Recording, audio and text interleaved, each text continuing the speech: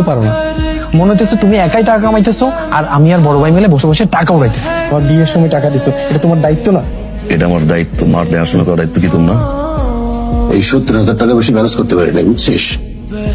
মাত্র 70,000 টাকা, এটাও ধার করা লাগলো ভাইয়া। ও ধার ধারা করতে হবে না? কি অবস্থা তুই জানিস ব্যবসার? অল্প কিছু টাকা দিয়ে সাহায্য করতে পারিস নাকি? আমার নতুন একটা চাকরি হয়েছে, একটু দাঁড়াতে দাও। আমি বারবার রিকোয়েস্ট করছি আমাকে একটু সময় দাও, আমি একটু দাঁড়াই। তুই সারা দিয়ে থাক সারা দিন। বিয়ের কয়দিন বাকি আর? তুমি কি পালাবা নাকি? কি হয়েছে, কি সমস্যা? এক্সপ্লেইন করতে পারতেছি না, কাছের মানুষ ছোট হয়ে যাবে। সবকিছু খুলে বলা যায়? আমাকে বলা যায়। কি হয়েছে? আমি কিছু করতে পারি? আমি তোমাকে অনেক বেশি ভালোবাসি। জানি তো। বিয়েটা 1 বছর পরে করি। তাও আরে তুমি কি পাগল হয়ে গেছো? মাথা ঠিক আছে তোমার? আংটি পরায় ফেলছো। বাসা কি বলবো আমি? 4টা বছর কি যুদ্ধটা করে আমি এই বিয়েটা ঠেকায় রাখছি। তোমার কোনো আইডিয়া আছে কিসের মধ্যে দিয়ে আমার যাইতে হয়েছে? 1 বছর পরে আমার 6 মাসের ছুটি দেবে। তাহলে বিয়েটা করেই বিয়ের রাতেই তুমি দরকার হলে চলে যাও। হইছে? শুনো তারিন, কি শুরু করছিস তুই? কিসের হিসাব চাস তুই? বিদেশে গিয়ে কি মাথা কিনে নিছিস সব? আব্বা মারা যাওয়ার পর থেকে তো আমি মনেই করিনি তুমি আমার বড় ভাই। তোমার বাপের মতো দেখতাম। বাপের কাছে কেউ কোনো সময় হিসাব চায় ভাইয়া?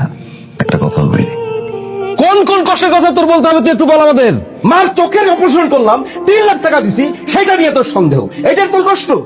এরপরে আমার ছেলের জন্য কি কিনে দিলাম, আমার বউয়ের জন্য কি কিনে দিলাম, সেইগুলো তোর হিসাব দেওয়া লাগবে। সেইগুলো তোর কষ্ট না? এটা তোমার দোকান না ভাইয়া, এটা আমার পরিবার। এছাড়া কেউ হিসাব চায় না। আমার ভাই তোমার ভাইয়ের চাকরির জন্য যে উপকার করছে এটা বড় অপরাধ হয়ে গেছে। এই চুপ থাকো ভাবি।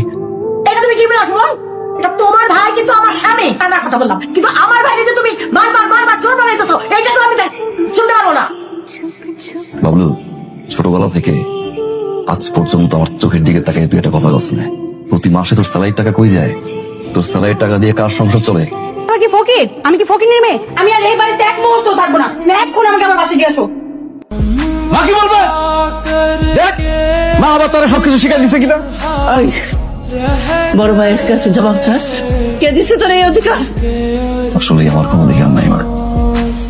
আমার আবার কিসের অধিকার? বিদেশ থাকি, দাদার মতো খাটি মা, 18 ঘন্টা করে কাজ করি। কিসের গরু কিসের মা? কোনো মতো ডিমবাজি বেড়ে ভাত খাইতাম। ভালো মতো জামা কাপড় কবে গিয়েছে তো বুঝে গেছি মা। বিদেশে যা থাকে মা, 1 টাকা খরচ করতে ভয় পায়। বারবার মনে হয়তো একটু দেশে যাই না, একটু মার ধরে থাকি না, একটু বন্ধু গলা একটু নামাজটা পড়ি। আসলে তো আমার অধিকার নাই। আমার টাকার হিসাব আমি চাবো কেন? আমি তো প্রবাসী।